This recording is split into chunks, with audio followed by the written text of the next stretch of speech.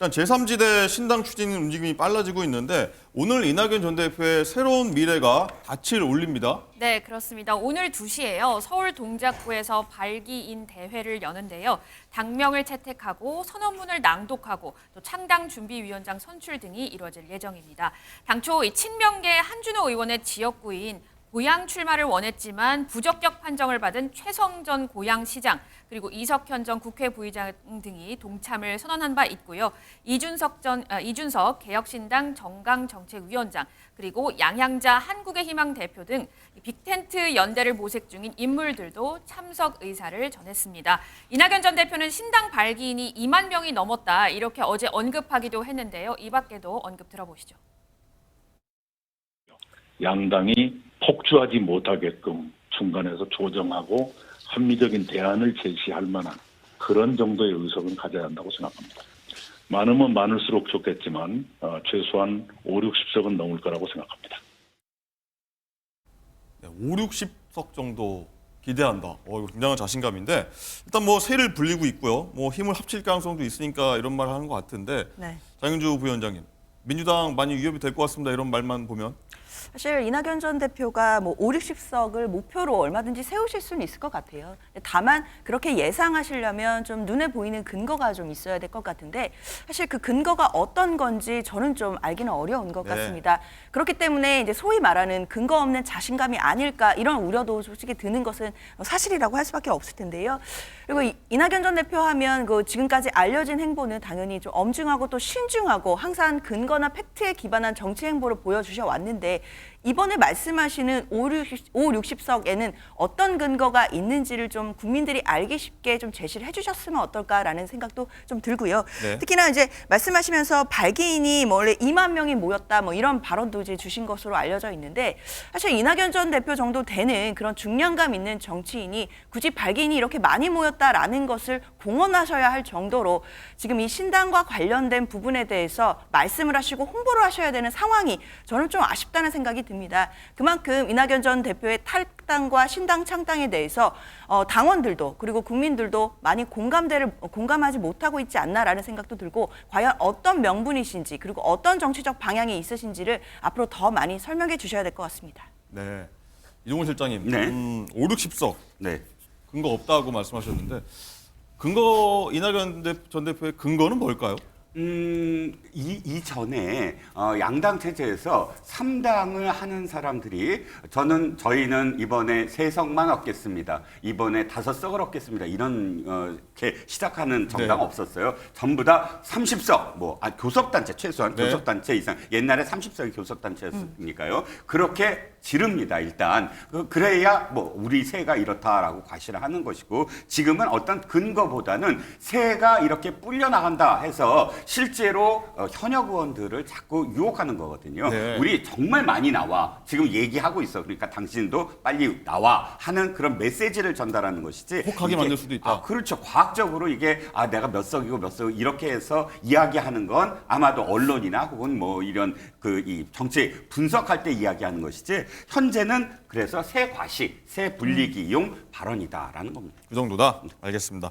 이건 변호사님, 일단 이준석 위원장이 이끄는 개혁신당이 있는데 이 상징색을 먼저 어제 발표를 했는데 빨간색도 파란색도 아니더라고요. 네, 그렇습니다. 이준석 위원장이요, 어제 자신의 페이스북에서 주황색 배경화면을 공개하면서 이 신당의 키 색상 이겁니다라고 밝혔습니다. 주황색 같은 경우에는요, 이 지난 안철수 국민의힘 의원이 지난 2020년 신당을 창당하면서 상징색으로 사용하기도 했던 색상인데요. 네. 주황색은 사실 빨간색과 노란색을 섞으면 나오는 색깔이죠. 그렇죠. 따라서 일각에서는 보수와 이 진보를 아우르는 색이기 때문에 이 색깔을 선정한 것이 아니냐라는 해석까지 네. 나오고 있습니다. 그렇군요. 이종훈 실장님, 일단은 보수하고 좀 다른 진영까지 좀 아우르겠다 이런 뜻으로 좀 보이는데, 근데 또 이준석 위원장이 미래 대연합하고 좀 통합 시점을 놓고 좀 이견을 보이는 것 같습니다. 미래 대연합 측 조홍천 의원은요, 일단 설 전에 뭉쳐야 된다. 좀 뭔가 움직임이 있어야 된다. 이러고 있는데 이준석 위원장은 아니다. 좀 빠르다. 일단 선 긋는 모습이에요. 어떤 문제 때문에 그럴까요? 서로 일단 계산을 하고 있는 것이죠. 지금부터는 치열한 이 계산, 그러니까 주판알이라고 하잖아요. 네. 그 소리가 많이 들릴 겁니다. 왜냐하면 이제 주도권을 누가 갖고 있느냐에 따라서 엄청나게 다르거든요. 즉 지금 현재 입장에서는 누가 더 유리하죠? 조홍천 의원 측이 유리합니다. 어떤 의미에서 현역 의원이 3명이나 있잖아요. 네. 그러니까 이쪽은 현역 의원 3명이라는 카드가 있습니다. 그런 점에서 이준석 신당은 좀 불리해요. 현역은 허은하 의원이지만 허은하 의원은 비례이기 때문에 비례에 지금 그 당을 자신의 어떤 의원직을 사퇴한 상황입니다. 그렇기 때문에 현역이 없다고 할 수가 있죠. 현역은 그때도 제가 말씀을 드렸지만 바로 선거 보조금이나 경상비에 직결이 되거든요. 그럼 이쪽은 현역이라는 플러스 이 돈이 있고 이쪽은 근데 세가 조금 더 많아요. 예를 들자면 아까 이낙연 신당은 2만 명이라고 하지만 지금 뭐 4만 명 이상이 모여 5만 있다. 모였다고 하죠. 5만 명 모여 있다. 뭐 이렇게 얘기하니까 서로 지금 내가 이준석 대표 입장에서는 지금 들어가면 주도권을 더 빼앗길 수 있어. 내가 좀 더 세를 불린 다음에 협상을 하자. 그리고 이쪽에서는 아니 설 전에 일단 같이 해야만 우리가 주도권을 가질 수 있다. 이런 식의 어떤 밀고 당김이 앞으로 서울까지 엄청나게 많이 이루어질 겁니다. 네, 주도권 싸움이군요. 자, 조홍천 의원에 이어서요. 이낙연 그리고 김종민 의원도 제3지대가 설 전에는 뭔가 좀 움직여야 된다. 계속해서 얘기하고 있는데 그 얘기, 그 주장 한번 오늘 얘기인데 한번 들어보시죠. 가능한 한 설 전에 정치적인 어떤 목표 또 선언 또 국민들에 대한 약속 이런 거는 좀 해야 되지 않을까 이런 생각과 계획을 말씀드린 거고요. 예. 야 이번에 총선에서 이 생각이 실현이 되려면 예. 그러면 힘을 합쳐야 된다라고 하는 양해가 좀 이루어져야 돼요. 그분들이 말씀하시기를 네. 1차 목표는 설 이전에 뭔가 의미 있는 일을 해야 한다라는 것인데 그건 일리가 있다고 생각을 하고요. 이른바 큰 천막 빅텐트의 기반이라고 할까? 그걸 당신들이 하겠다라는 것이니까요. 예. 그런 역할에 대해서는 저는 원칙적으로 동의합니다. 네, 빅텐트가 실현되기 위해서는 뜻을 먼저 모으는 게 중요한데 일단은 통합 10점을 자꾸 얘기하고 있습니다. 장윤주 부위원장님, 일단 설 전, 방금 얘기했지만 설 전을 계속 강조하는 이유, 설 전이 왜 그럴까요? 사실 좀 많이 급하신 것 같다라는 느낌이 들기는 합니다. 그렇기 때문에 예전에 조홍천 의원이 했던 얘기 궁죽통이라는 말이 생각이 나는데요. 궁하면 즉 통한다라는 말씀을 한번 인터뷰에서 하신 적이 있었습니다. 네. 그렇기 때문에 이낙연 전 대표와 원칙과 상식에 계셨던 그 새 의원들이 이 신당 창당과 그리고 빅텐트 이런 대연합의 어떤 과정에 대해서 굉장히 좀 급한 게 이제 시기를 좀 앞당겨야 된다라고 생각하시고 있는 것은 아닌가라는 생각은 듭니다. 그런데 문제는 이 모든 그 신당 창당과 그리고 제3지대의 어떤 주도권 다툼에서 지금 현재 우위가 이준석 전 대표에게 있는 것이 아닌가라는 예측 때문에 사실 생각지 못한 복병을 만나셨을 거다라는 생각이 드는데요.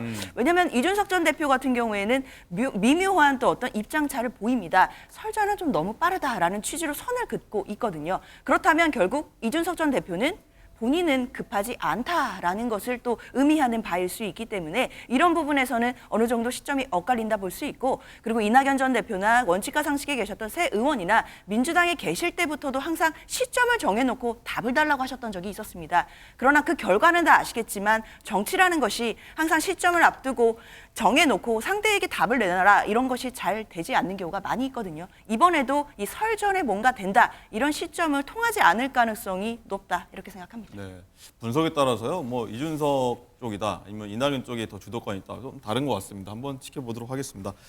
자, 장가 기자, 이런 가운데서요, 이 제3지대 관련해서 재미있는 여론조사 하나가 나왔어요. 어떤 거죠? 네, 제3지대 신당들이 빅텐트를 통해서 하나로 뭉친다면 그중에서 당의 간판은 누가 될까? 여기에 대해서 궁금증이 참 많은데요. 예. 한 여론조사에서 이준석 개혁신당 정강정책위원장이 가장 적합하다. 이런 결과가 나왔습니다. 뉴스토마토가 여론조사 전문기관 미디어토마토의 성인 남녀 1,003명을 대상으로 의뢰한 조사 결과인데요. 지금 보시다시피 이준석 대표가 20%, 그리고 이낙연 전 대표가 16%, 그리고 그 뒤에는 금태섭, 조응천 이렇게 뒤따르고 있습니다. 네. 통합신당 간판으로 누가 적합하냐. 일단 이준석 전 위원장이 지금 가장 적합하다 이런 결과가 나왔는데 이종훈 실장님. 네네. 만약에 합친다면 전제로입니다. 네. 이준석 위원장이 가장 뭐 높다고 보십니까? 아니면 다른 의견이 어떻습니까? 아직 모르겠어요. 저는 실제로 합칠 수 있을지도 아직 확언할 수 없고 왜냐하면 너무 계산이 다르거든요. 아까 계산한다고 말씀을 드렸잖아요. 서로 간에 합쳤을 때의 이익과 그다음에 따로 했을 때의 이익이 어느 것이 더 크냐에 따라서 합칠 거 아니에요. 그러면 합치면 분명히 색깔을 잃어버릴 가능성이 큽니다. 이를테면 민주당에서 탈당한 분들은 거의 대부분 또 호남 지지, 그러니까 호남에 출마하지 않더라도 출향민들의 지지를 받아야 돼요. 그런데 지금 이준석이라는 정치인이 과연 호남에서 얼만큼 받아들여질까도 생각을 해야 되는 것이거든요. 그러니까 이준석이라는 어떤 정치인을 간판으로 내세웠을 때 호남에서 혹시나 이탈하는 그런 부분이 얼만큼 있느냐, 또 이준석이라는 정치인을 끌어들여서 간판을 했을 때 그렇다면 영남이라든지 중부에서 끌어들일 수 있는 표는 얼마나 되느냐, 이런 것들이 딱 떨어져야 이 결론을 내릴 수가 있다라고 생각을 합니다.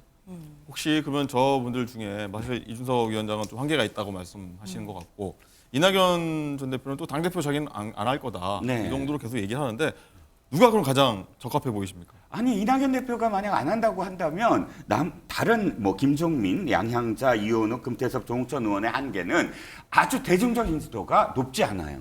이제 권력이라는 건 뭐냐면 메신저가 얼만큼 큰 영향을 할 수 있느냐, 메시지를 던졌을 때 얼만큼 주목도를 끌 수 있느냐가 사실은 당에서의 권력이 돼버리거든요. 그렇다면 딱 봤을 때 이준석 대표의 호감 비호감을 다 떠나서 이슈 주목도가 가장 높으니까 당연히 간판으로 적합하다라는 지금 대답이 높을 수밖에 없죠. 네, 뭐가 될지 사실 관심이 많은 분들이 있을 것 같습니다. 자, 이런 가운데서요, 민주당의 한 중진 의원이요, 제3지대 통합에 대해 이런 말을 했습니다. 소위 말하면 기존 정당의 이탈자들의 연합은 신선미가 없습니다. 그런 측면에서 성공하기가 어렵습니다. 그렇게 뭉쳐졌을 때 빛나는 거는 저는 이준석 전 혼자죠, 대표 한 혼자. 명일 것이다. 네. 그리고 화학적 결합은 불가능하다. 그럼 뭐 때문에 이 당을 나가서 제3지대를 만들면서 이준석 대표 키워주는 일을 하고 있냐고요. 정말 한심하지 않습니까? 이종훈 실장님. 네.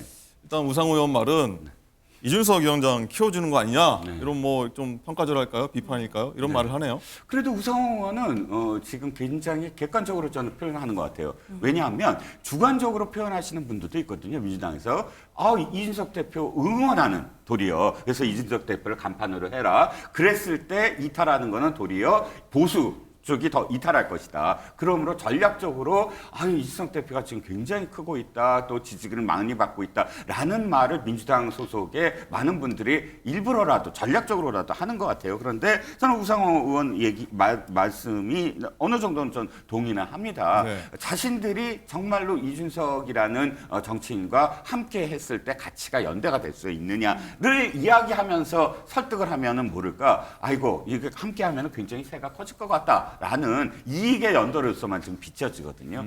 그 점을 어쨌든 뭐 호불호를 떠나서 또 유불리를 떠나서 우상호라는 정치인이 지적을 했다라는 점에서는 평가하고 싶어요. 네. 자, 이런 상황에서요, 민주당 그리고 정의당에서 탈당한 의원들이 제3지대로 빠르게 합류하고 있는데, 장가 기자, 이 점점 뭐 그 제3지대 좀 새가 좀 불려지는 것 같아요. 네, 그렇습니다. 어제 더불어민주당 최운열 그리고 신경민 전 의원이 탈당 기자회견을 했고요. 또 정의당에서는 류호정 의원이 탈당 선언을 했습니다. 이들 모두 기존 당을 떠나서 제3지대 신당 합류 의사를 이미 밝힌 바 있죠. 최운열, 신경민 전 의원은 이낙연계로, 그리고 류호정 의원은 금태섭 전 의원의 새로운 선택에 합류합니다. 이건 변호사님, 저 민주당에서 탈당이 계속 이어지고 있는데 일부 보도를 보면요, 이 당내에서 이재명 대표에 대한 불만도 나오고 있고요. 이 대표한테 좀 새로운 모습 보여달라, 좀 제3지대도 그렇고 국민의힘도 그렇고 많이 앞서가고 있다, 이런 목소리가 나오고 있어요. 네, 맞습니다. 근데 이 탈당 러시 현상에 대해서 아직까지 이재명 대표 일단 침묵으로 일관하고 있는데요. 이르면 이번 주 당무에 복귀할 것으로 예상되기 때문에 이재명 대표의 이 탈당 러시 현상에 대해서 어떤 메시지를 내놓을지 그 부분에 대한 기추가 주목되고 있습니다.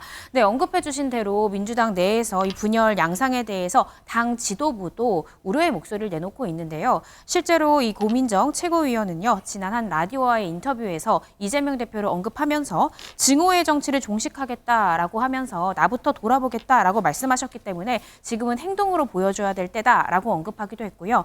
또 앞서 민주당을 탈당한 이원우 위원장 같은 경우에는 어제 이재명 대표가 새로운 정치를 하겠다라는 굳은 결심을 하지 않으면 민주당은 계속 수렁에 빠질 것이다라고 언급하면서 지금도 민주당에서 이 미래 대연합으로 오겠다는 분들이 있기 때문에 탈당 러시 현상 계속 이어질 것 같다라고 전망을 내놓기도 했습니다. 네. 장윤주 부위원장님, 탈당 러시 이어질 것 같다. 민주당에서 나올 수 있다. 이런 얘기 하는데 아까 좀 전에 얘기하긴 했지만 이재명 대표가 이번 주 정도에 이제 복귀할 거다, 당무 볼 거다 이렇게 얘기하고 있는데 탈당자들에 대한 입장을 밝힐까요? 뭐 집안 당속이 좀 필요한 시점 같긴 하거든요. 일단 이번 주에 공식적으로 당무에 복귀할 가능성이 지금 조심스럽게 나오고 있기는 한데요. 일단 이재명 대표가 사실 서울대병원에서 퇴원을 하면서 첫 번째로 메시지를 낸 적이 있긴 있었습니다. 그러나 그때는 이제 국민들에 대한 메시지가 성이 좀 더 컸다라고 봐야 될 것 같고 당내에 어떤 분열이라든지 뭐 탈당 지금 움직임이라든지 이런 부분에 대한 직접적인 메시지는 없었던 것으로 그렇게 지금 우리가 해석이 되는데요. 네. 다만 이제 공식적으로 당무에 복귀를 하게 된다라고 한다면 저는 당내 단합에 대해서도 메시지를 낼 가능성이 있다라고 생각이 듭니다. 지금 뭐 당내 갈등 양상이 있는 것만큼은 분명한 것 같고 그리고 앞으로 공천 과정에서 이 갈등들이 더 심해질 가능성도 있기 때문에 지도부로서는 당연히 이런 부분에 대해서 단속도 하고 그리고 당내 단합을 더 결속하기 위한 어떤 움직임, 조치를 취해야 되는 것이 당연하기 때문일 텐데요. 네. 그렇기 때문에 일단 공식적으로 복귀를 해서 첫 일성은 아마 당내 통합 그리고 국민들께 드리는 메시지 이런 성질이 있을 것이다 이렇게 생각합니다. 네.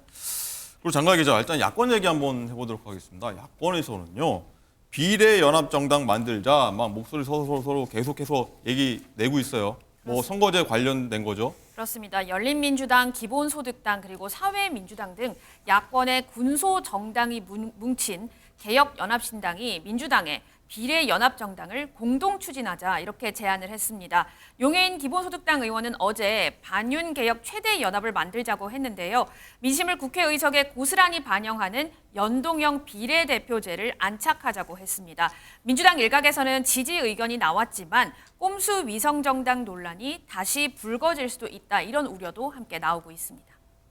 네, 이동훈 실장님, 꼼수 위성정당. 뭐 오늘 보도 보면은 떴다방 위성정당 뭐 이런 표현까지 등장하고 있는데 어떻게 보십니까? 뭐 비판적이십니까? 어떻게 좀 긍정적으로 보십니까? 어떠십니까? 자, 민주당이든 혹은 국민의힘이든 이 정당들은 무엇을 이야기하냐면 국민의 뜻에 따른다. 언제나 그렇게 얘기했어요. 그래서 뭐 현 정부를 비판할 때도 국민들이 그렇게 생각한다라고 이야기합니다. 그렇다면 국민들이 지금 준연동형 비례대표제를 원할까요? 연동형 비례대표제를 원할까요? 민주당의 그 간사 있지 않습니까? 정개특위 간사가 이렇게 얘기했습니다. 아이고, 국민들은 준연동형 비례대표제 어떻게 뽑는지 몰라도 돼요. 어려우니까요. 지금도 국민들한테 준연동형 비례대표가 무엇인지 어떤 식으로 이 47명을 뽑는지 물어보면 알 수 있는 분이 많지 않을 겁니다. 그렇다면 정답이 있습니다. 알기 쉬운 국민들이 진짜 원하는 것을 하게끔 만들어줘야 됩니다. 저는 위성정당 국민들한테 물어보면 거의 뭐 모든 분들이 반대할 거예요. 그게 눈 가리고 아웅이잖아요. 네. 그러면 이제라도 저는 민주당이 떳떳해야 된다고 봅니다. 그렇게 패스트트랙까지 해서 만들었다면 떳떳하게 우리는 다당제를 원했고 다당제를 다 끌어들여서 소수 의견도 다 받아들이려고 했으므로 지금 우리는 위성정당 안 만든다. 라고 선언을 하면 네. 그다음에 국민의힘이 아무리 위성정당을 만들어도 훨씬 더 지속 가능한 지지자를 끌어모을 수 있을 거예요. 그런데 그렇게 어렵게 패스트트랙 해놓고서는 아유 우리 위성정당 만듭니다. 라고 지금 이렇게 꼼수를 계속 하니까 이렇게 떴다방 이야기를 들어도 떳떳하게 거기에 대응을 못하는 상황이 아닌가 싶습니다. 네, 알겠습니다. 뭐 선거제 관련은 뭐 빨리 정해져야 된다 이런 얘기도 나오는데 좀 최선의 답을 냈으면 좋겠다. 모든 사람들의 어떤 바람인 것 같습니다.